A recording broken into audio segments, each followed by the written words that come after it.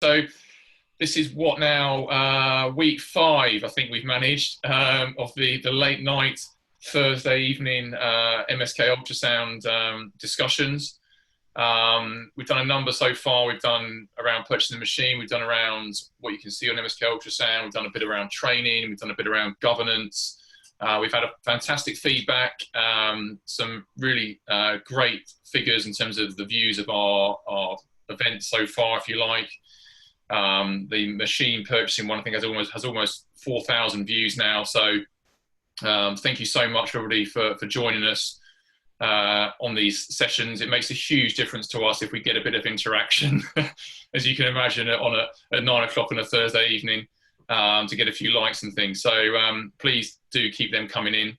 Tonight is all around the differences between really point of care ultrasound and radiology ultrasound. We've got quite a unique skill mix on the panel, and it's an area that we often get questions around from our colleagues, other allied health professionals who are maybe developing musculoskeletal ultrasound skills, who are considering maybe radiology roles around MSK ultrasounds and opportunities that are out there. And there is an increasing number, I think, of AHPs who are starting to mix their working week between traditional imaging locations such as radiology and more point of care environments, whether that be physiotherapy or sports and exercise medicine or whatever.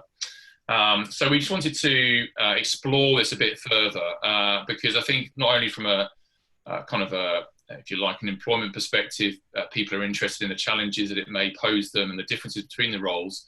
And certainly they are very, very different environments. But also we wanted just to discuss really around the differences between point of care ultrasound environments and radiology environments. And so we've got a great skill mix around point of care as well, with Dave with more of a private practice background and Rob myself more NHS based. So if we sort of go around the three of us probably initially just to talk about our clinical kind of backgrounds. If I start us off, then I'll get out of the way.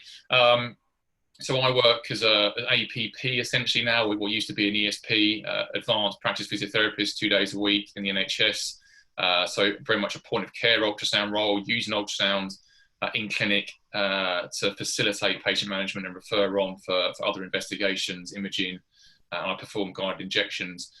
That's part of my working week. And the other part of my working week is working as a consultant MSK sonographer in a radiology department, again in the NHS. So a very different role, essentially under a different professional hat. And so, yeah, I have quite an interesting working week, but can hopefully offer some insights for you guys tonight. Rob, maybe. Yeah, so mine is not hugely different, although I'm not a consultant sonographer, but I do also work in ultrasound and do a day a week at the trust that we're connected with, and then on the other days I deliver as an APP musculoskeletal clinics where ultrasound is an adjunct to all the clinical stuff that I do.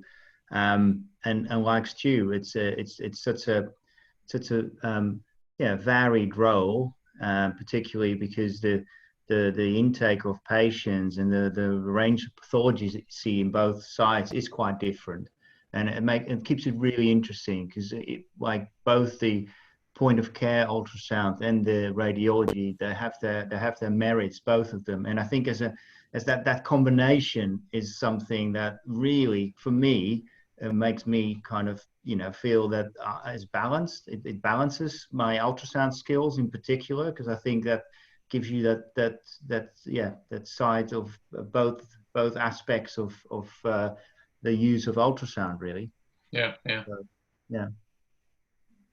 Dave, do you want to? So I'm quite different now to you guys, obviously. So I started, well, my first, what would it be? Probably about first 10 years that I was using ultrasounds, I worked in a split role as a advanced practice physio or extended scope physio, whatever it's called nowadays, for sort of half a week. And then I did a couple of days a week in private practice. But as of about 3 years ago, I work purely in private practice. So yeah, and you know, we oftentimes, you know, we've had discussions, and probably one of the I guess things that sort of spurred on sort of some of the conversations that have led to topics tonight is the differences, the contrast, I guess, between the different areas. And I see it almost like different tiers. I think I was saying to you guys earlier, you know, you've got sort of radiology, then you've got, you know, point of care, maybe in physio, and then I think working point of care in private practice is, you know, amplifies a lot of those areas, you know, even more really. Obviously we're going to cover these as we go through the night, but yeah, just, you know, just in terms of how you actually go about making sure that you have everything in situ to support what you're doing as much as everything else. Yeah, absolutely. I think it's interesting, isn't it? Because I think the point of care roles that ultimately we've all is our, if you like, our roots, if you like, in terms of where we've come from, in terms of clinical roles in physiotherapy, et cetera, in different spheres of healthcare. I think the transition for me from going from that into a radiology role was not only based around the desire to make sure I understood the landscape better from an educational perspective, but I think it's also something you sort of, if you really get into the topic, then you sort of feel like you want to do to further stretch your skills, to explore those domains, to try and sort of glean things from it. And I think that then actually probably enhances some of the sort of the point of care challenges or issues. And certainly we've had some very, like, you know, often having conversations, aren't we, about how it can be viewed from both sides, and the importance of policies and these kinds of things, and establishing links with radiology no matter what environment you're working in. So it's yeah, I think that's probably why I sort of went into radiology initially, and that wasn't an easy transition either. I don't know how you felt, Rob, and why you did it, maybe. Yeah, very similar reasons, I would say. I felt that you know, like, well, on a day-to-day basis in our clinical roles, we take GP referrals, and there's a certain, you know, with the NHS waiting times, etc., even although they're not too long where we work, still is significant. So you rarely get something acute. I think, you know, radiology departments, there's a big intake of secondary care patients, so patients from an orthopedic background, patients who've had surgery, patients who have had very significant soft tissue traumas, etc. And so the range of things that you see there, particularly if you have specialist hand clinics, or specialist ankle and foot and ankle clinics, or something like that, which most you know, acute hospitals have, then the range, and podiatric surgery, etc., the range of things that you see, I found was quite fascinating and interesting, and the odd lumps and bumps, because you're in a kind of, you know, medical, like, consultant-led, radiologist-led environment, then you feel happier to you know, evaluate, like, things, unexpected things, in a team setting as well and stuff. So I thought that whole kind of working as part of a bigger team, and I think I never realized when I started that, you know, an MSK radiologist, or like even a sort of non-MSK radiologist, but just to kind of speak to them and to kind of have a look at their working week and see the range of things that they cover outside of ultrasound as well. It just completely, like, changes your view a little bit, because from a pure ultrasound point of view, particularly from a clinician's point of view, all you see is like, oh, this is another professional doing the same as I do, but that you don't always see what's behind all that. And I think it's given me a lot of respect as well for, like, you know, people in those roles, and the complexity and the breadth of stuff that they're seeing and dealing with. So I think that's been really useful, and that's had an influence, like you said, on you know, the point of care work as well. Significant, yeah. I think the understanding of different, you know, just from working in different environments outside of physiotherapy gives you a very good understanding of the whole multidisciplinary team around. And as you say, you know, understanding different professional roles, the skill sets, etc., and how you can then relate that point of care and sort of plug it into those sort of traditional imaging departments, I think is really important. I think one other interesting thing is you mentioned, Rob, is around from doing ultrasound is the understanding of different imaging modalities. Again, you know, Dave, I'm sure you probably found that utilising ultrasound in your practice in point of care, your understanding of the role and the sort of if not the effectiveness of different imaging modalities, but it's very different, isn't it? You have a much greater appreciation, I think, sometimes of what MRI can achieve, what X-ray can achieve, you know, what ultrasound can achieve in terms of imaging an area, and the pros and cons of each of those.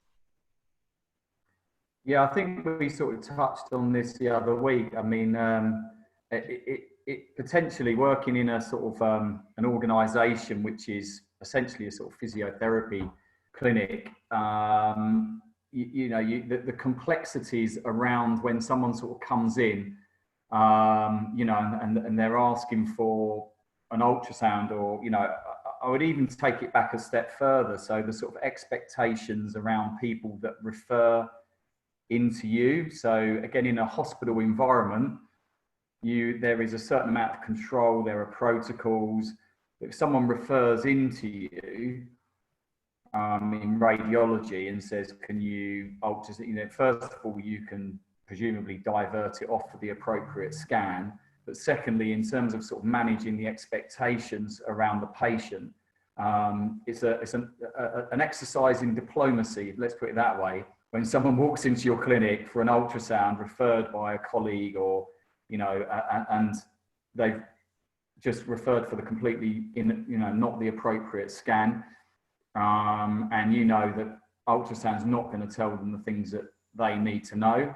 And it's about making that call around, you know, referring people on for other imaging, particularly if someone's self-funding, you know, because it can start to get very expensive, and there's an expectation around you sort of, you know, making the right call in terms of, you know, their condition. So it becomes, I would say your appreciation for what modalities give you the right answer is, in many ways, it's sharpened, because there isn't that much, in many ways, there's less scope for, I don't know the words that I would look for, but less scope for error, in as much as ultimately you are sort of basically, you know, you're spending someone's money for them, for want of a better word, and they want the right answer as quickly as possible, and so therefore it's, you know, really important that you get them to the imaging that's going to give them the most definitive answer as quickly as possible.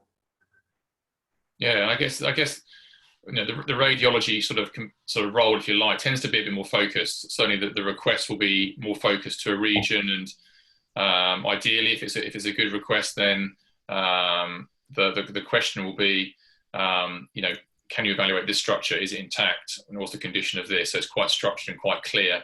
I guess the challenge with at the same time that is not always straightforward, because I think one thing from a radiology perspective that's really interesting is how you're actually receiving referrals from a whole range of different MSK stakeholder pathways. Essentially, you know, you get, as Rob mentioned, you get referrals from orthopedics, rheumatology, GP referrals, and all of those, and MSK clinics. All of those pathways have a slightly different workup to that patient, with a slightly different professional bias, perhaps.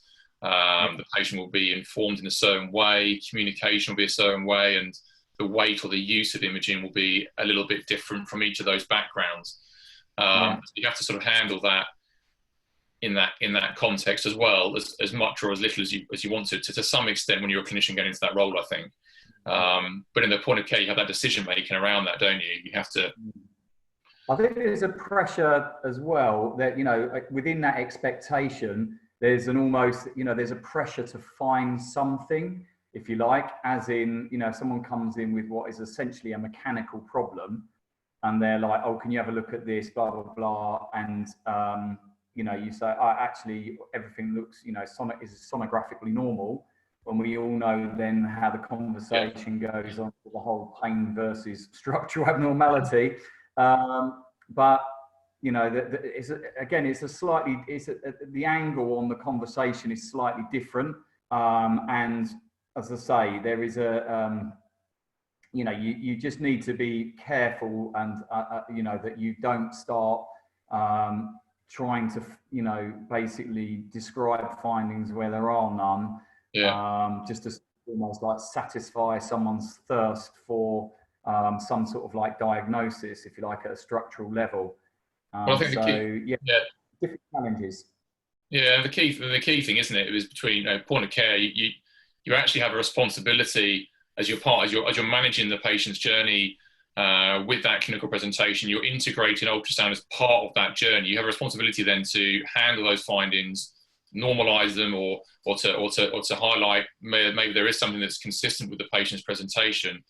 In radiology, that's sometimes more challenging because you don't have the time. It's so much more time pressured. So you don't have the time to be able to do that, and so that is sometimes, certainly I'm aware of sometimes the argument saying that can sometimes lead to that cascade of difficulties, and that somebody you know, either get something highlighted to them quickly that can then stick in their mind, that can lead to further different beliefs developing, or that it's just reported as normal and that's it, and there's nothing to worry about. And we all know that sometimes with MSK issues, there's a much broader set of drivers behind persisting pain. Yeah, but I think that's a really good point. But I think we're lucky in some respects being in radiology, because we also bring with us our kind of clinical expertise. So sometimes that makes it almost easier to deal with some scenarios where we kind of fairly quickly spot that this is probably not a structural issue. And then, you know, that doesn't mean that it hasn't got a major impact on the technical aspects of the scan maybe, but it does have a huge impact on how you then communicate, because you will like take away some of the emphasis from the imaging aspect. Whereas like if that's not your role, and your role is purely in terms of an ultrasound practitioner or sonographer, then I think it will be sometimes, you can imagine for other professionals it might be harder. But saying that, the time pressures obviously are hugely different. And also you haven't got a whole full set of medical notes. You haven't got a clinical record in the same way as you have in a clinical environment. And for me, that's, you know, that does make an impact. But there's an element of discipline, I think, isn't there, with that?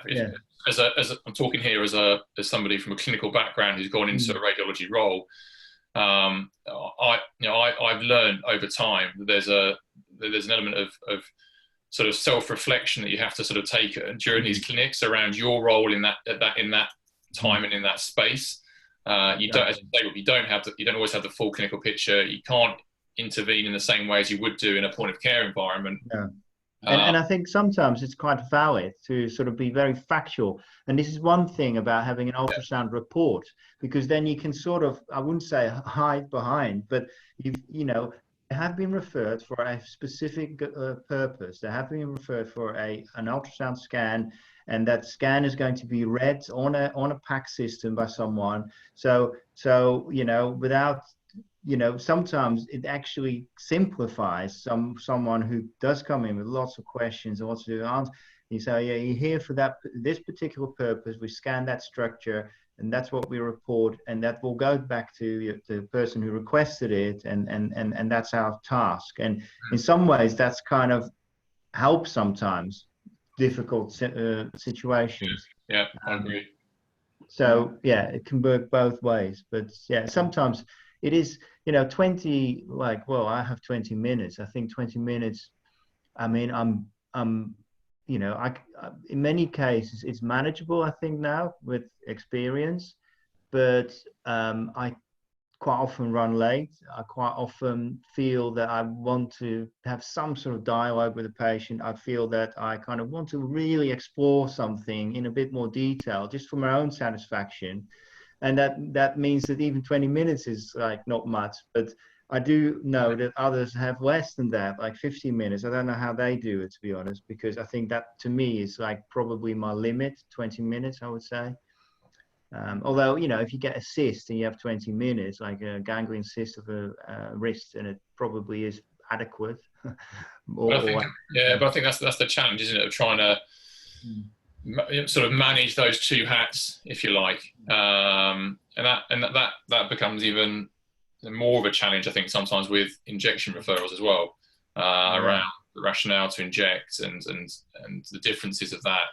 And Dave, you know, point of care, you'll be, you know, from a guided injection point of view, you're making a decision as to, you know, whether an injection is an appropriate treatment, and you know you're taking that through the journey, aren't you? In radiology, I think, go on, sorry. I know certainly, you know, we've sort of said about this before, you know, we get obviously referrals from GPs and consultants, but we get lots of people just, you know, self-referring, you know, they've self-diagnosed off the, you know, the internet or whatever, and they turn up wanting an ultrasound, and ideally ultrasound guided injection. You know, being in central London, oftentimes people can have travelled, you know, quite some distance to get there. And, you know, that they may present and they're just completely, you know, not appropriate, as in as much as just, you know, the diagnosis is just completely wrong, or, you know, completely inappropriate for an injection for various different reasons.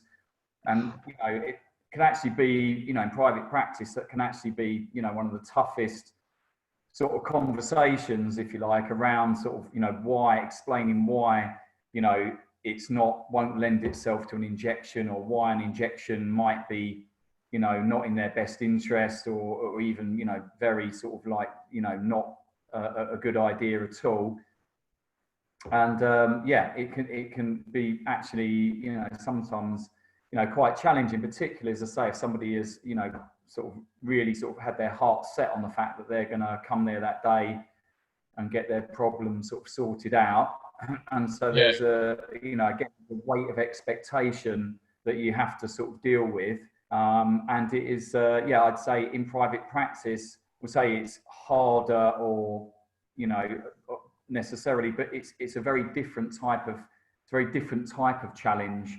And what Rob was saying earlier, you know, I think it's very important, you know, it's a very sort of relevant point, and that is, you know, we have the luxury of time in private practice, but sometimes, you know, I'd say it can be, it certainly challenges you clinically, because you know, it's not just a sort of a fire and forget service. You're not just part of a journey. You know, you might say, right, okay, you know, blah, blah, blah, we're not going to inject this. And they're, okay, so, you know, the plan is, and so. What else are you going to do? Yeah. Yeah, I mean, it's what I love about it, really. It's, you know, it's what I love about it, because it forces your clinical reasoning, and it forces you to be able to sort of, you know, manage your way out of any sort of scenario, if you like, in terms of sort of patient treatment and management. So it's the bit that I really enjoy, is that it can be quite challenging in that way, but it certainly can be it's a very different culture if you're used to sort of like the sort of more kind of like NHS culture, definitely.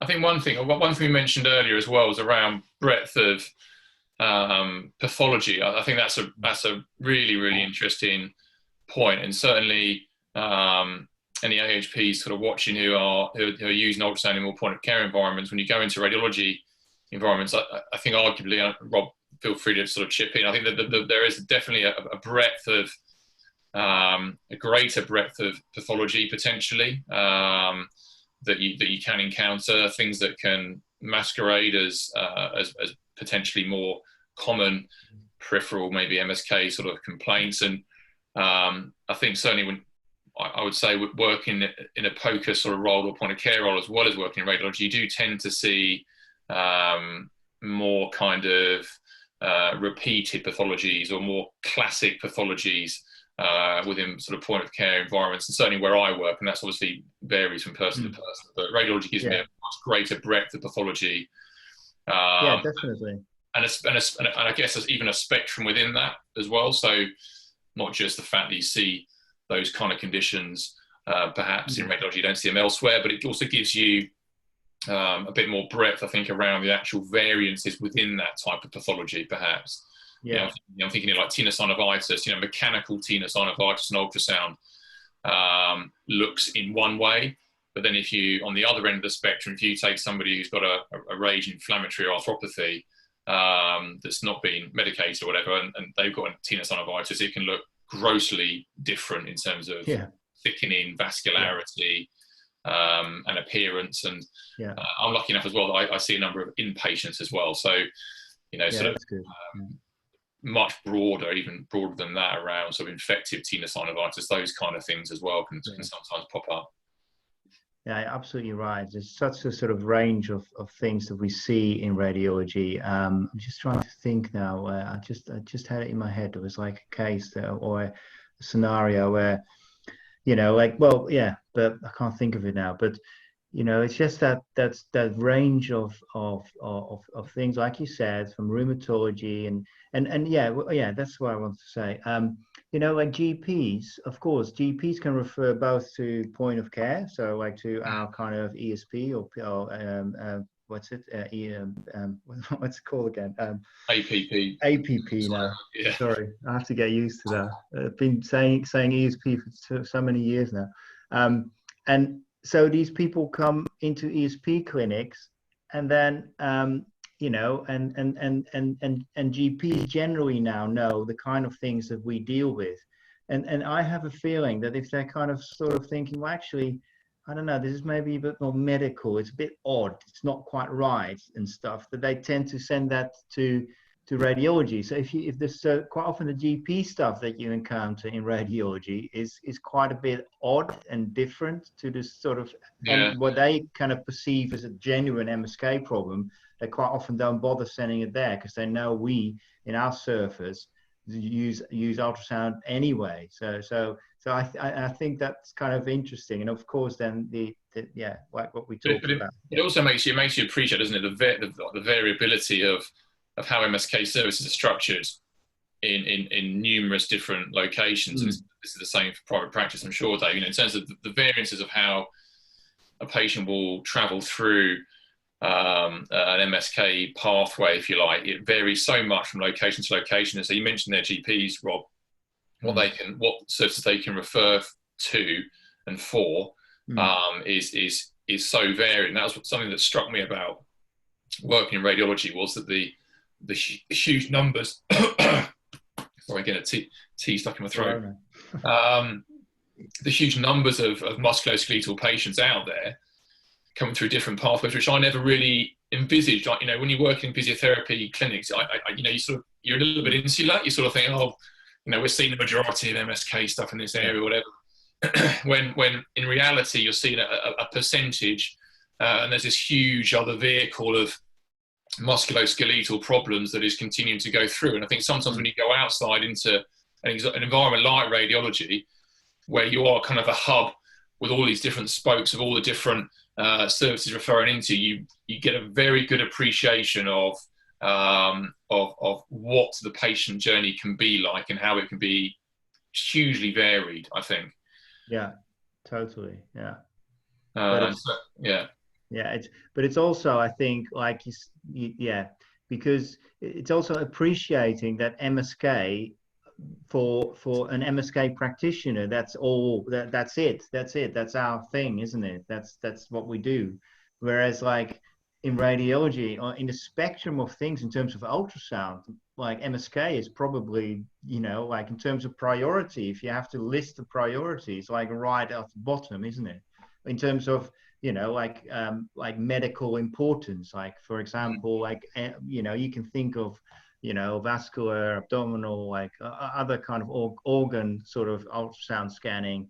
That is kind of that's sort of established scanning that's been around for many, many years, and that's obviously, in terms of serious pathology, is much more likely to be encountering those sort of things in those scenarios. So MSK, in that sense, is still a newbie kind of thing, and it's still developing. I think even from 5 years ago, my radiology department had one list of MSK, and now they've got like five people or so, four, like doing pretty much like a, you know, like 2-3 sessions a week or so. So it's just completely changed.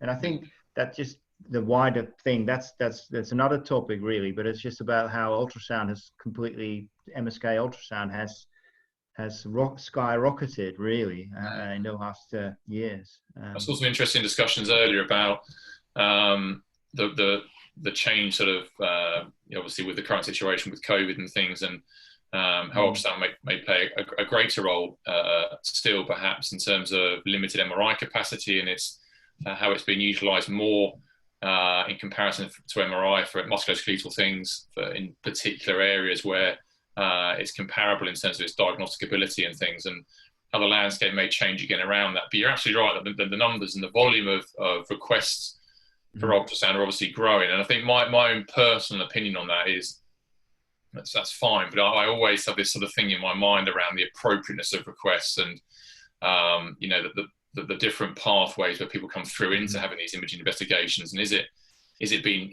they being people sort of worked up in the correct way, and are the results being handled in the way that I would envisage them being handled in terms of the right context? And I guess that's why you know, that's one of the biggest benefits, isn't it, of that point of care role, where you can really try and encompass it all within that patient's management, you know, imaging, but also clinical presentation, and that taking that patient on that journey. That's obviously totally. But like what you said is right. I mean, and I'm sure, I know from having spoken to you about this many times, that we kind of had very similar experiences going into radiology. We were kind of, you know, we'd done ESP work or APP work now for many years, and we kind of were quite experienced in that role, and we loved ultrasounds, and then we kind of thought it was a natural extension to go into radiology. And in the beginning, it's a kind of such a new world, so it's very exciting, and you learn so many new skills, and of course we learn new skills every day anyway, but radiology was that kind of thing. And then once you get established there, and then you start sort of looking back at your like point of care environment, then you get a new appreciation of that as well, because that's the kind of interesting, that technical aspect, the technicality of radiology has got a big draw, particularly if you want to learn technical skills, and also like you know, in a bigger framework like of radiology, it's quite nice. It feels safe in some way as well. It's quite good to be in that. But then the kind of relative freedom and also the you know, the POCUS role, the where you know, we feel it makes such an impact on our clinical in the clinical stuff that we do, then maybe that's where you should be doing it, or at least that's where it's very important. And that's really, I really appreciate it now more probably than before, because you can also see the shortcomings of being in a department where it's very rigid, and you get people through every 20 minutes, and perhaps, you know, like the kind of the rough kind of lines that run through a hospital, where people get referred from an ortho appointment where they might have only been seen for, you know, a short period of time. You might not have had the most amazing sort of like clinical like workup and stuff, and then having very short time to kind of deal with them, and maybe even to say sorry, but I don't think this is the right thing for you at this day, is actually kind of a shortcoming in some ways, and that actually quite often feels a bit strained in some ways. I mean, there's great things as well, but I think you have a lot more control if you're in your clinical environment, and you've got it you have more time. And particularly, as Dave said, he has a lot of time in private practice. And I think that kind of means that we always talk about how important context is for ultrasound, isn't it? Clinical context.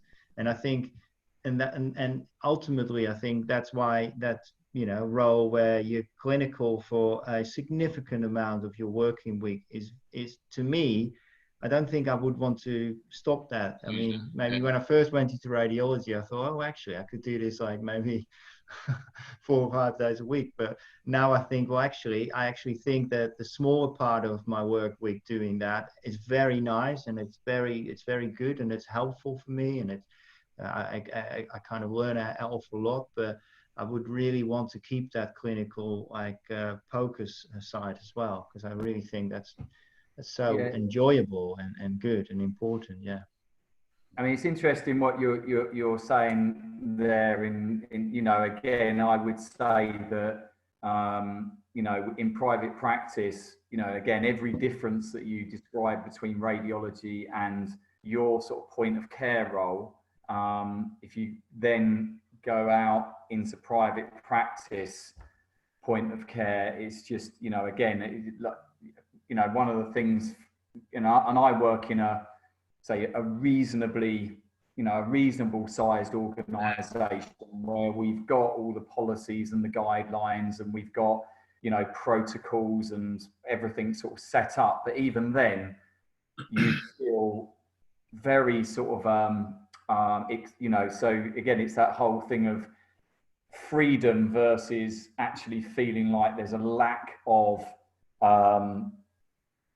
governance, but you have absolute responsibility and accountability for actually making sure all the governance is actually there for yourself. So you're constantly sort of almost like asking, is there anything else that I need to be doing? Have we covered every single aspect of sort of like infection control, safety, all of these things are constantly sort of kind of like aware of the fact that if you don't put it there, it doesn't sort of magically appear. There is no sort of like bigger organization that's kind of like overseeing what you're doing. And that's quite, to begin with, it's quite a scary sort of idea. And certainly, obviously I get contacted all the time by physios and osteos, whatever, setting up ultrasounds and setting up injections in private practice,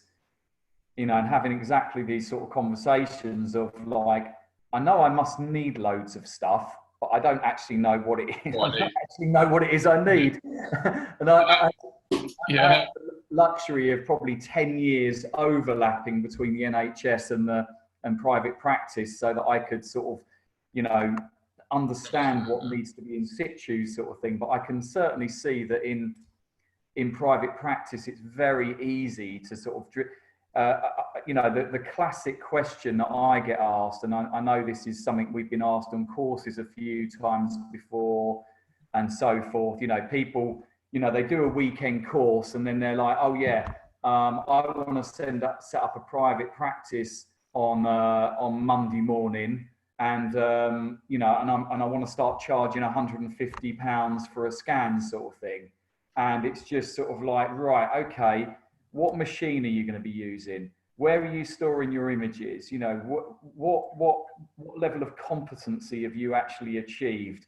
And it's like, sometimes it's really just kind of like orientating people to where they are in that sort of journey. And trying to make sure that they don't actually put themselves out on a limb, because if you're going to market yourself as a diagnostic service and you're going to start charging people as if you are a diagnostic service, then getting back to last week's webinar, there are certain expectations, if you like, and guidelines and things that you have to have in situ. And if you've been out in private practice for a long time, sometimes you are completely unaware, if you like, of quite such a dramatic difference that there is between what we're doing and what happens within a radiology department. And we sort of said before, it's about managing the expectations of people who refer into you. It's about managing the expectations of the general population and the patients. It's about managing what people say to patients when they refer them to you. if you like. So, you know, someone will rock up on your door and they're like, oh, my osteopath's referred me in to see you. He says you're amazing at ultrasound and you're going to be able to tell me exactly what's going on with my shoulder, as they point to their neck. Yeah. I think it's one of the biggest things that I've sort of taken from my sort of split working role is that, for my opinion, is always the same, and you would have heard me say over and over again. But if you're doing ultrasound, it doesn't matter where you're doing it, but you know, you should be trying to operate at the highest level, and the highest level is a radiology service in terms of imaging, in terms of expertise, and that's why I've just done it again. I've just stuck the RCR ultrasound standards document on the feed there for people to look at. You know, in terms of if you're working with ultrasound in a point of care environment, do have a look at it, because you know, you need to be operating at a high level, and that you know, refers to all the different elements about it. Stuart Kerr's just said it took me months and months of research to try and pull it all together, but I bet you feel much better, Stu, that you've got it in place and that you feel like you're offering a high quality service, which is absolutely critical, particularly around things like, you know,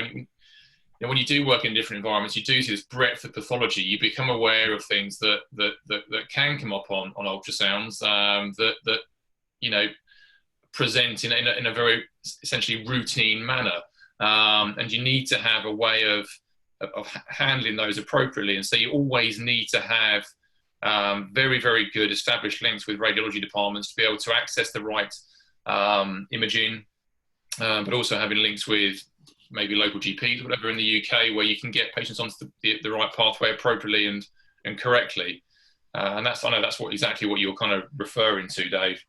You know, I think that just leads to high quality, you know, ultrasound service, hopefully across the board. And that's again then when you start to tap into training, don't you? Because you know, there's hundreds of videos out there online that show you how to scan a tendon or how to scan this, that, and the other. Actually, that's an important part, but also just as important in my mind is how you handle that integration and the overall package. And that's you know, that's not necessarily something I've learned in radiology or in point of care, but it's just something that I think always needs to be mentioned, is that it's such an important part. People say governance is dry. Yeah, it is, but a little bit, I guess, compared to watching a nice video of an ultrasound image, but it's crucially important. Yeah. I think one of the other things, and I know we've talked about this before, and you know, when we sort of like what is almost like the biggest risk, or what are the biggest risks of doing ultrasound? And you know, I know we sort of one of the things that we sort of you know, came up with, if you like, or one of the things that you know, potential issues is where patients think that they have been screened maybe for sinister pathology when they haven't. So they might think that they have had sinister pathology definitively ruled out, and we see it all the time. So patient says, you know, oh, you know, you ask a patient if you had any imaging. Yeah, what did you have? Oh, I had an MRI scan. Oh, right. Oh, can I see the result? And they hand you the result of an X-ray. It's like, oh, you had an X-ray actually. Oh, that was it. It was an X-ray. Yeah. You know, and you see how that sometimes, you know, people aren't the best historians. People don't always understand, you know, what scan is occurring, but they certainly, you know, I think we could say that not everybody knows exactly what imaging shows and what it doesn't show, and what the limitations of different imaging is. And so if you scan someone's shoulder or whatever it may be, do they know, or do they believe that all sinister pathology has been ruled out, or do they know that there is, you know, there is only, you know, a certain degree to which certain types of pathology have been ruled in or ruled out? And that to me is one of the biggest risks, particularly working in point of care. Yeah. Because they may not go and get any further imaging at any point. You can say to them, I really think you need to go and get an X-ray of this. I'm not satisfied with necessarily, if you're working within a NHS environment, at least you can put the referral through for the X-ray. Whereas if you're working in private practice, it might be nothing more than a suggestion in your letter of the report or something like that. So you've no real control or knowledge of whether or not they actually see through those steps that you take.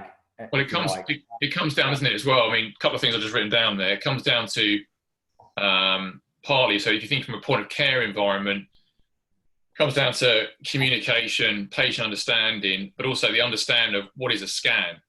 You know, that's a really interesting point, and you're absolutely right, Dave. Is that you know, you've got to handle that.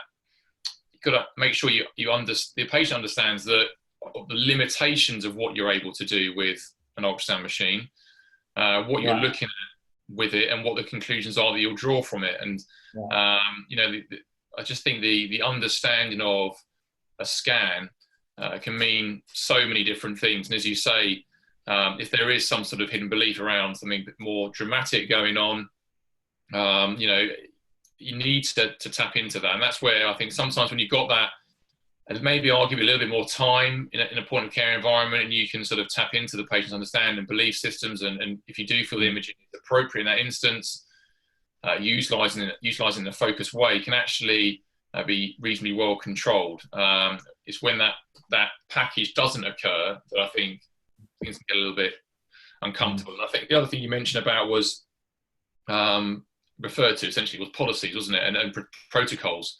So actually, what are you trained to actually look at with a device, and how are you going to handle those findings? So in other words, are you competent to look at everything with ultrasound, or are you competent to look at a particular joint? And if you are, then what structures within that region or that joint are you going to look at competently, and then communicating that appropriately to the person who you're treating? You know. And I think, you know, one of the other things that we've talked about, and I think you're kind of like, you know, moving on to a little bit there, and that is, you know, the influence on the patient journey that can be had by the person that actually relays the scan findings to them. And we know that there's studies, for example, there's studies that show that ultrasound or imaging, but in these cases ultrasound, may increase the chances that the person goes on to have surgery, and that's often flagged up as a risk factor, if you like, for people having point of care ultrasound. But we also know from our own sort of clinical experience, and I think this is something that most people that perform ultrasound feel quite sort of, you know, probably you know, passionately about, if anything, is that, you know, if it's framed correctly, and if the mind's, you know, if the mindset is around, you know, kind of normalizing scan findings, reducing anxiety, and encouraging people to focus primarily on rehabilitation, then, you know, with the way in which it's framed and normalization of what you've seen and putting it in the correct sort of clinical context, can actually have a very positive influence on the patient journey. You know, so you can say, you can give exactly the same findings to a patient, but the way you say them and how you sort of flavor the way you say them will drive the patient one way or the other. And I think we all know that.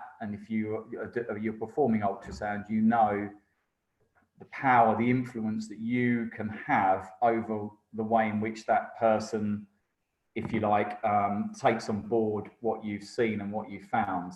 I think that's a massive thing. You know, it can be such a huge advantage to put in ultrasound, you know, in the hands of people, you know, at first and potentially only point of contact. But also there are obviously risk factors around it. And I know, you know, there's got to be the correct degree of competence. There's got to be the correct support and mentoring and governance and all that in situ to support that. But when that is there, then it can have a massively positive influence on patient journeys. And, you know, and I think that is, you know, but equally, you know, it can have a very negative consequence if people are, for whatever reason, you know, frame the findings differently. So so much of it is around the context and, you know, timing of when the patient is told what and when. and just the words and the language and the way in which it's conveyed. Yeah, but that like exactly, but that conversation can only, like, well, in my mind, really, be had by someone who's an expert in musculoskeletal management, really, because then you have the breadth of skills, knowledge, also about the pain mechanisms, etc., which is not necessarily like, you know, applies to every person using ultrasound, like throughout the whole sort of health sector, I would say. And I think as physios, that's exactly so. You know, yeah, of course, there are these risks, like you said, but with it come these opportunities, I would say, for people who have got a bigger understanding, which I guess as physios, we are the people to put it in context more than anyone. So I kind of, that argument that, well, you know, it doesn't really change practice necessarily that much, so why should I do it, sort of thing. Sometimes people say that. You know, well, that's something I don't subscribe to for a number of reasons, but one of them is Yeah. this particular point. I think so much of it, you know, I think so much of it is around, you know, the way in which ultrasound has sort of become so much more widely used and become so much more prevalent. I was having a conversation with somebody the other day about this, and this was quite an interesting sort of way of framing it.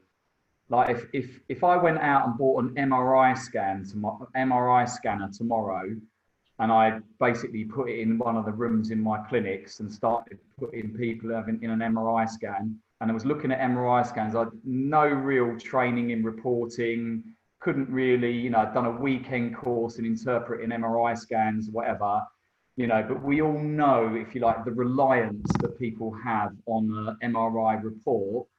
You know, how would you feel, or would you feel differently about reporting on an MRI scan and typing up an MRI scan versus how people, you know, comment on an ultrasound with, you know, potentially relatively little training? And I just think, again, it's that mindset around, you know, operator dependence, but also this kind of like sense around, you know, the degree to which it's a formal, definitive scan, which really, you know, could and should, in the right clinical context, like you guys working in radiology, it will decide whether or not someone goes for surgery or not.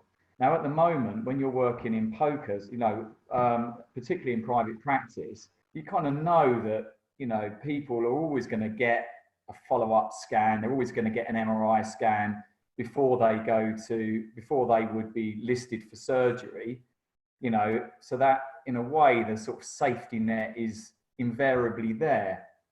But for you guys, presumably, you know, you're in a scenario where, particularly if you're taking people straight through from A&E, your report may be, you know, taken as, you know, listing someone for surgery. Is that right, Stu? Yeah.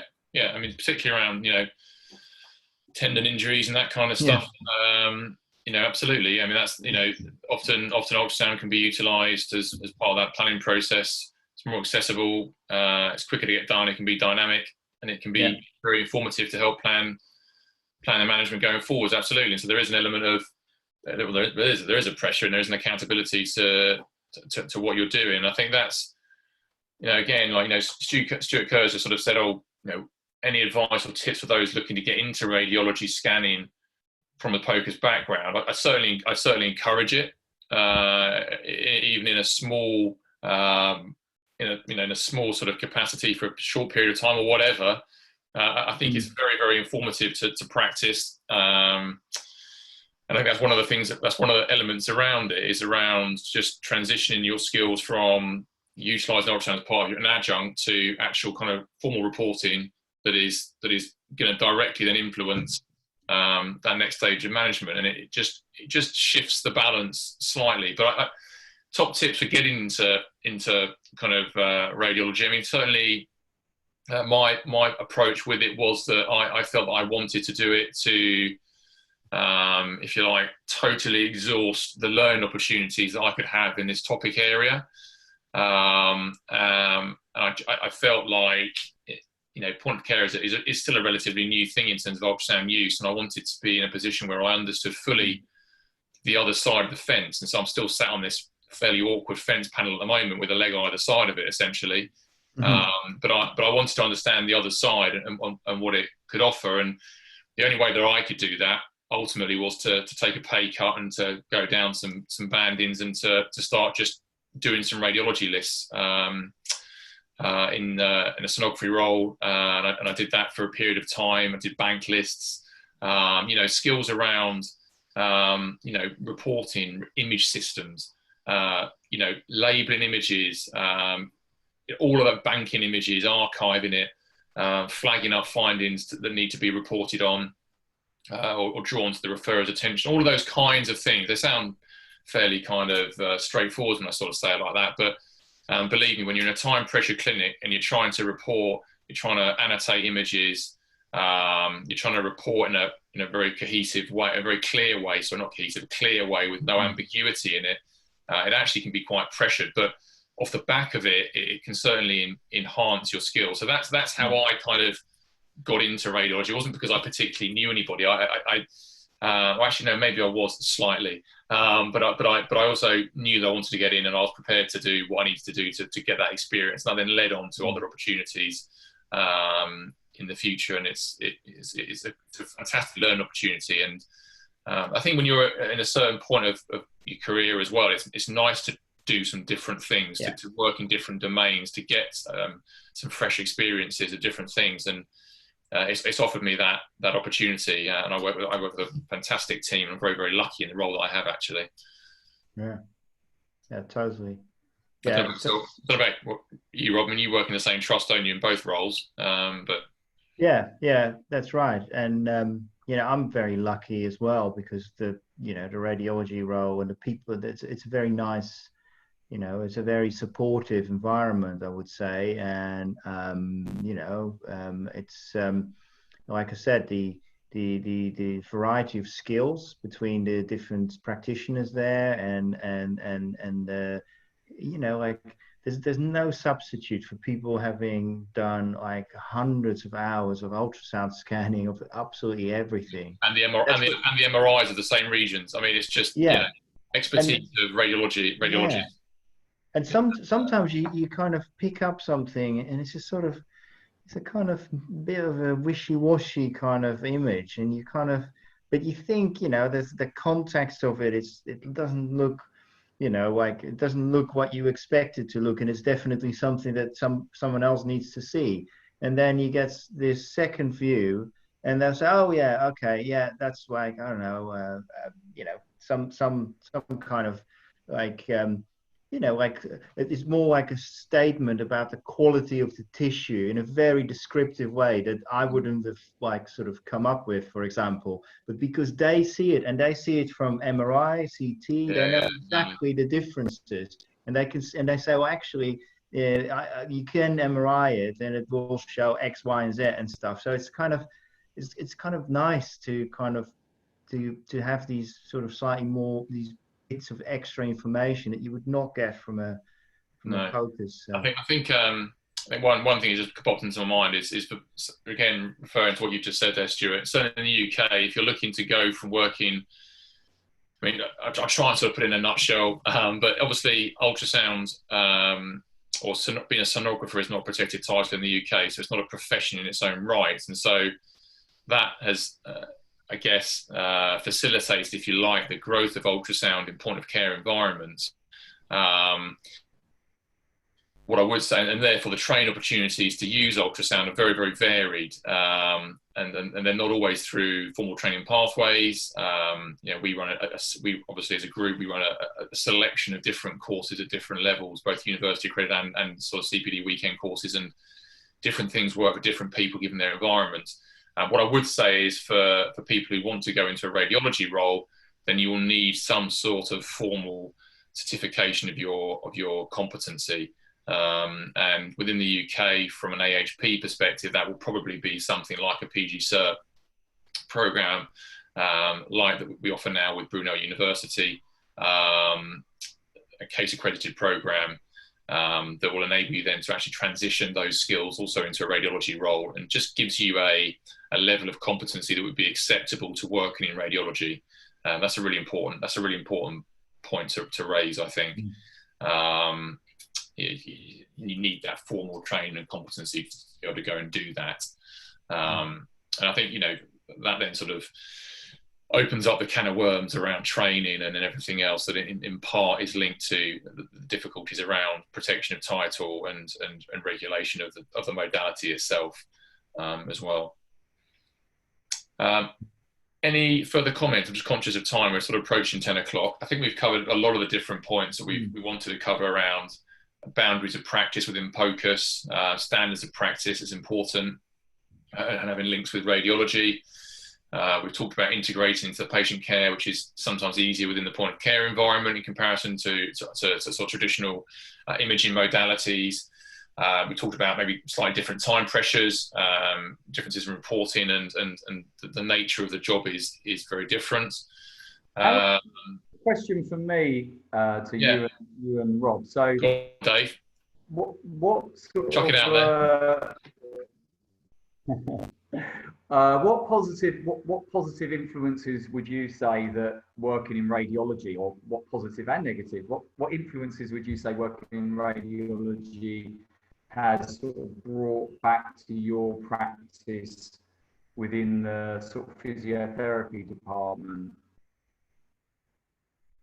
Do you want me to go first, Rob? Or? Yeah. You go first. I mean, positives of what's brought back to my other clinical role are, as I said earlier, so breadth of pathology that I've encountered outside of physiotherapy.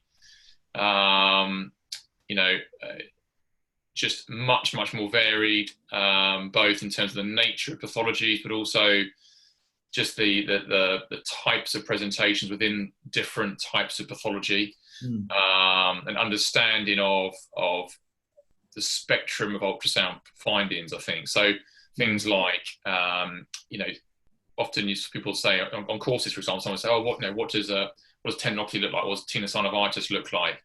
Having that appreciation, but also having that appreciation of the different systems that can impact upon those kind of pathologies and how they can look different. And when you see big numbers in a radiology department, you get an appreciation of that. And I'm very lucky that I see a lot of rheumatology scans as well for enthesitis and synovitis and erosion. So that's something I don't see within physiotherapy. I see acute trauma, which again I wouldn't see within my physiotherapy practice. So again, it gives me learning around tendon trauma. So if we were to see something in that, in my point of care environment, I have the skills from other roles to be able to support colleagues to sort of influence that as well. I think those are a couple of the really big things. I think that in terms of positives and negatives of the different roles, I mean, if you like, the sort of the negatives, if you like, of POCUS is that the breadth of pathology does tend to be a little bit more niche in some ways. However, the positive is that you have a bit more time to actually package it in the correct context. That's one of the frustrating things for me as an individual. I'm not talking about the system, I'm talking about me as an individual working in a radiology role is sometimes my clinical hat wants to try and help that patient on their pathway, and that's not what I'm there to do. So that for me is sometimes more of a challenge inside of working in that environment as well. And I think it gives me, working around just give me a really good understanding of different professionals and a respect for the different professionals and their different skills. That's been one of the biggest things.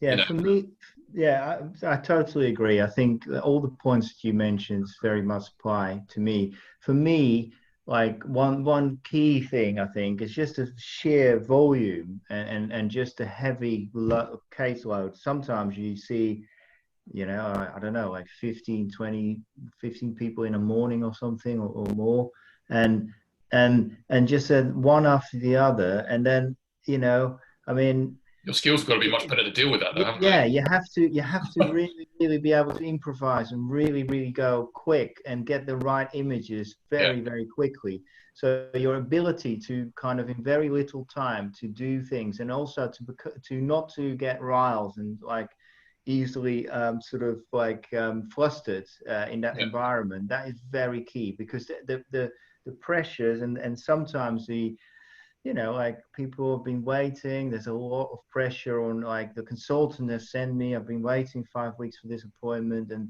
there's the expectations, and particularly, you know, like you said, like you get lots of, like, you know, tricky scenarios with injection scenarios. There's not a huge amount of time because we only have 20 minutes. Sometimes you see you do multiple injections in one setting. I mean, it's not all perfect, but what it does do is that it sort of makes your skill, it solidifies, and it makes your ability to then kind of take some of that into, like, you know, the skills and the knowledge that you've gained into that POCUS setting. It means that you feel almost more relaxed to kind of, you know, yeah. it's not as pressurized there anymore, because you kind of know what it is like to work under pressure. And yeah, I think that's some sort of, yeah, it's kind of nice, but I think it's heavy and hard in some ways, and therefore I think for me it's not something that I think I would want to do, like also being a physio and having, obviously my primary job is being a physio anyway, but I don't think I would want to swap that the other way around and say I'll do only, like, I would do 70% radiology and only a little bit of physio. I still, for Oh, we me, lost Rob there a little bit. sorry. I think so. One of the key things Yeah. I think that we've touched on a number of times as well, though, just to sort of wrap it up for this evening, is around around communication. We've sort of like skirted around the topic of communication so many times in terms of handling results, in terms of handling expectations, and I think you know, I think maybe one of the benefits of my clinical background, perhaps certainly from a physio background of managing at times quite complex chronic patients as well, is how that enhances your communication. That, I think, helps me in my radiology role as well, in terms of patient questions and putting things in the right context in a time pressured environment, so they are still satisfied with that encounter and everything else as well. So yeah, no, it's a fascinating dynamic between the two domains, and I think it'll be interesting to see how it pans out over time as ultrasound's popularity grows increasingly. And I think there's benefits to working in both environments. And both environments have ways of enhancing that patient experience and that patient pathway, I think, as well. Any further comments, guys? Nope. No, I think that was some really interesting points there. Some really interesting points about the whole sort of radiology and physio role. So that was great. Yeah. Okay, so I think we're going to wrap up. I think what we're going to do, guys, next week is I think we're probably going to have a bit of a breather for a week. We're just going to sort of rethink the topics that we're going to offer and how we're going to do that going forwards. Obviously, this has been quite a new thing for us to sort of put together. Hopefully, everyone's finding it useful. Interestingly, we sort of come up with these topics, and we sort of think, oh, I wonder if people find that interesting or not. And you know, I think there's usually some value in there for somebody from a particular angle. So hopefully, you find them helpful. We're going to pause next week, so we won't do one next week. I think we'll release some details about how we're going to structure it over the next few weeks. Obviously, we've got things like guided injections to come up potentially in the next few weeks, and other areas that we think offer interesting topics for discussion, and obviously for you guys for questions to be sent in. And we'll update you on that in due course. This session will be obviously on Facebook, where you guys will watch it tonight, but it'll also be on YouTube in the coming few days, and on the Ultrasound site website. And it'll also be an audio version on Spotify and on iTunes as well. You've got it available there as well if you want to listen to it in the car or whatever. But hopefully that was helpful tonight. We've had some pretty decent numbers and interaction again, and thanks for your questions and thanks for watching. Take care. Hopefully we'll see you in a couple of weeks, but keep an eye on the thread and the feed for updates on the next sort of stage of the schedule after this session, which is the 5th session. Thanks very much, guys. Take care. Okay, take care. Bye-bye. Bye-bye.